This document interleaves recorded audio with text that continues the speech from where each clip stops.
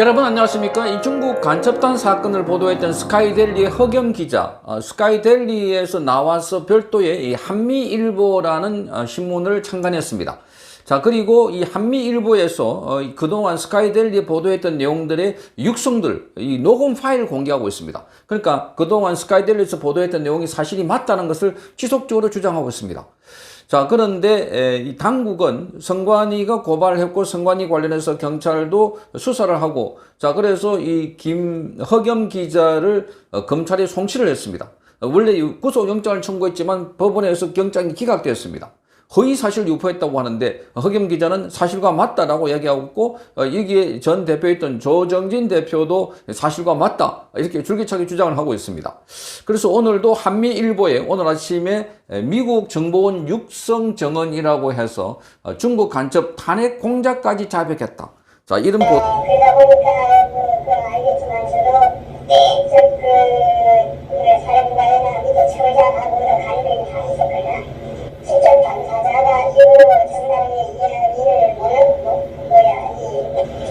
몰랐다는 얘기예요. 스카이데일리 기자로 있었던 허겸 기자가 그 모든 내용은 다 사실과 맞다. 그러면서 육성을 직접 공작원, 그리고 이 군의 고위 관계자, 그리고 미국 당국자 관계자, 이 사람들의 육성들을 다 공개를 하고 있습니다. 물론 음성 변조 처리를 하고 있습니다.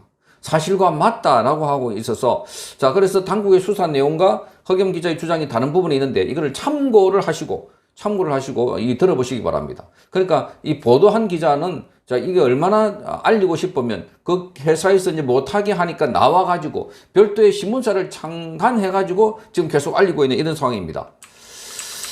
자, 이게 지금 한국의 요청에 의해서 수사가 이루어졌다고 합니다. 한미 공조 체포가 이루어졌다고 합니다. 자, 그 미국은 지금 중국을 분열시키기 위해서, 나라를 쪼개기 위해서 전략을 가동하고 있다, 이렇게 말하고 있습니다.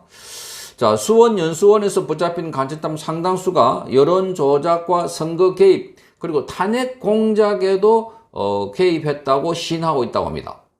자, 그래서 지금 한국은 좌파의 저항이 워낙 크기 때문에 단독으로 처리하기 어려워서, 그래서 한미방위조약 제3조 근거로 해서 미국에 개입을 요청했다고 밝히고 있습니다.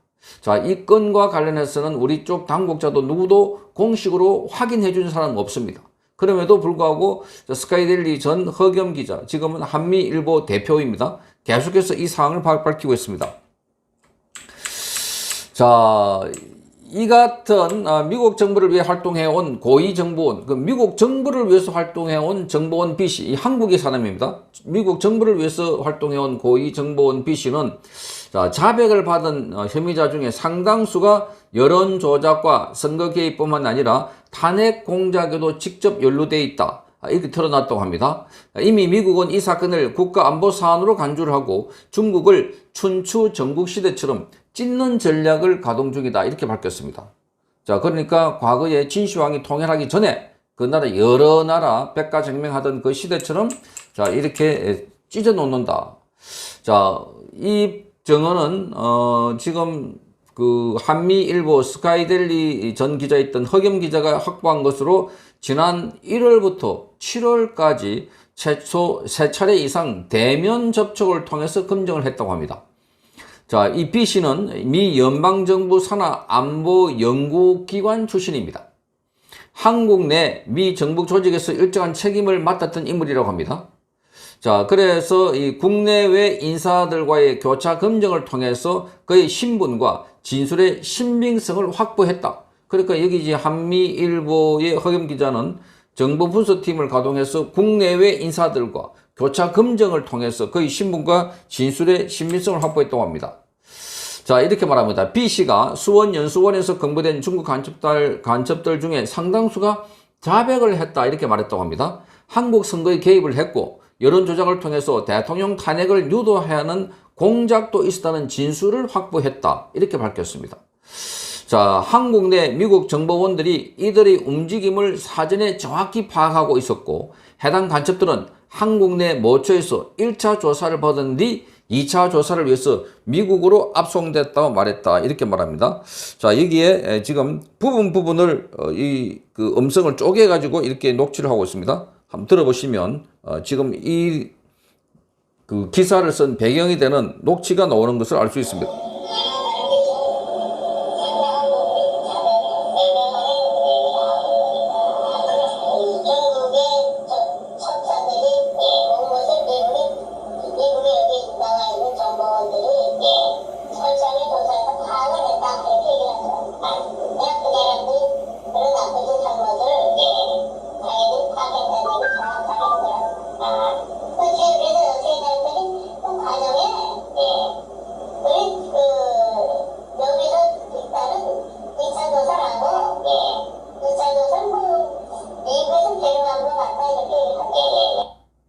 자, 이렇게 녹음을 다 해가지고 이 녹음을 한 걸 바탕으로 기사를 썼다는 것을 강조하고 있습니다. 자, 이 녹음은 계속 이어지고 있습니다. 두 번째, 그 다음에 또 보면 또 세 번째, 이렇게 기사의 백그라운드가 될 수 있는 이 녹음을 싣고 있습니다. 자, 그래서 여기 미국은 이 같은 사안을 공개하지 않고 있지만 내부적으로는 엄중한 조치가 불가피하다 하는 기류가 형성되어 있다고 말합니다. 자, 이 정보원 B씨는 미국이 보복 조치를 취하겠다, 이들에 대해서 혼을 내주겠다 하는 내부 방침이 정해졌고 외교적 부담을 줄이기 위해서 공개 발표는 하지 않을 가능성이 높다, 이렇게 말했습니다. 그러니까 이렇게 공개 발표는 하지 않겠다는 겁니다. 자, 그래서 지금 특히 주목할 점은 이 간첩 체포 작전이 한국 정부의 요청으로 시작됐다 하는 겁니다. 한국 정부의 요청으로. 자, 한국 내 정보 조직이 중국 간첩단을 단독으로 다루기 어렵다고 판단했다는 겁니다. 미국 측 개입을 요청했다, 이렇게 말하면서 한미가 합동으로 간첩단 체포 작전에 관여했다고 밝히고 있습니다. 자, 그래서 한미는 지난해 10월 31일 그 미국 워싱턴 DC에서 6차 한미 외교 국방장관 회의를 열었습니다.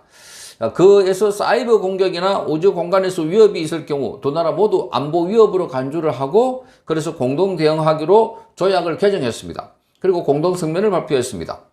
자, 이 공동 성명에는 조태열 외교부 장관과 김용현 국방부 장관, 미국의 토니 블링컨 국무부 장관과 로이드 오스틴 국방부 장관이 참여했습니다. 자, 이 기자가 당시에 작전 관계자에게 12월 3일 작전할 때 조약 개정을 알고 있었는지 물어봤다고 합니다. 그러니까 양국이 조약 개정을 추진한 사실을 몰랐다고 말합니다. 이 공작원은.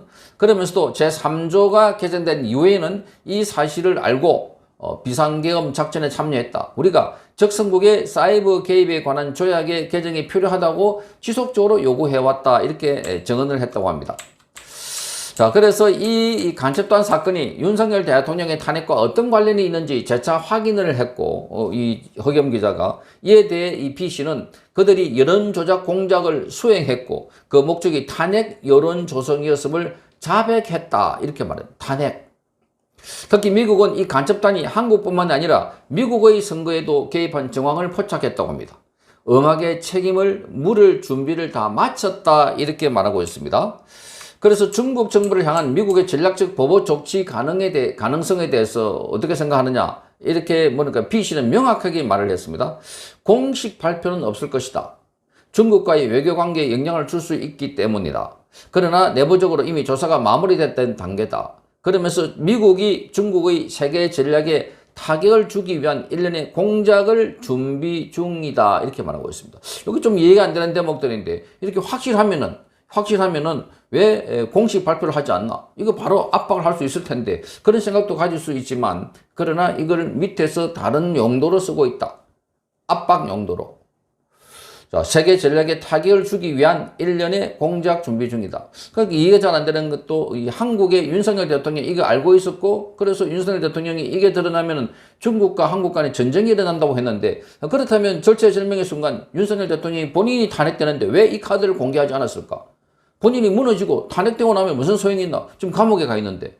자, 그런 대목들은 의혹이 남고 있는데, 윤석열 대통령도 나중에 이 스카이데일리가 보도한 바에 따르면 알고 있지만 그거는 전쟁 우려 때문에 말 못했다, 그렇게 말했다고 하는데, 이런 부분들은 선뜻 이해가 잘 되지 않는 그런 제목입니다.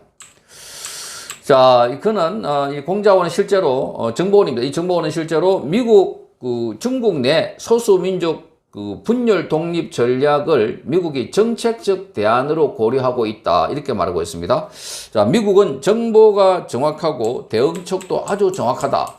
중국이 이번 간첩단 사건에 대해서 손을 들 가능성을 배제할 수 없다고 하면서 보도에 대해서 자신감을 가져도 된다. 자신감을 가져라. 이렇게 말했다고 합니다.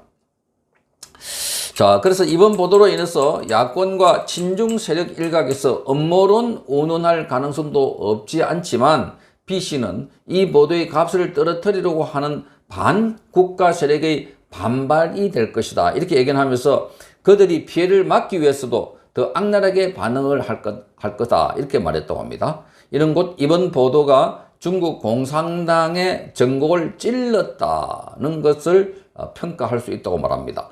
미국 발표 시기와 관련해서는 아무리 너무 빨리 터뜨리는 게 꼭 좋다는 보장이 없다. 그러니까 미국이 언젠가는 발표를 할 건데 빨리 하는 게 좋은 건 아니다. 이렇게 말하고 뭔가 이 분위기가 무르익었을 때 그때 터뜨리겠다.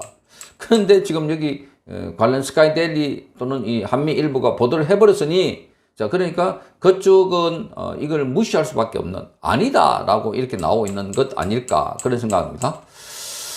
자, 그래서 지금 이 허겸 기자는 이제는 말할 수 있다. 이 3편을 공개를 했는데 이 4편에서는 새롭게 등장하는 정보원 C씨를 다루겠다 이렇게 예고를 해놨습니다.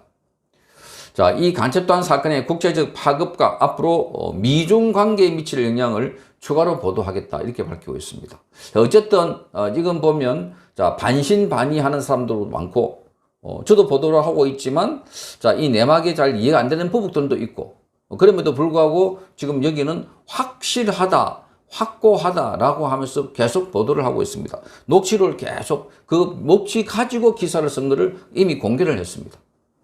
자, 그러니 지금 모스탄 대사가 한국에 와서 이 일련의 활동 그리고 지금 중국에 관한 여러 가지 작업 뭐 이런 걸 종합적으로 봐야 되지 않을까. 자, 이렇게 봅니다.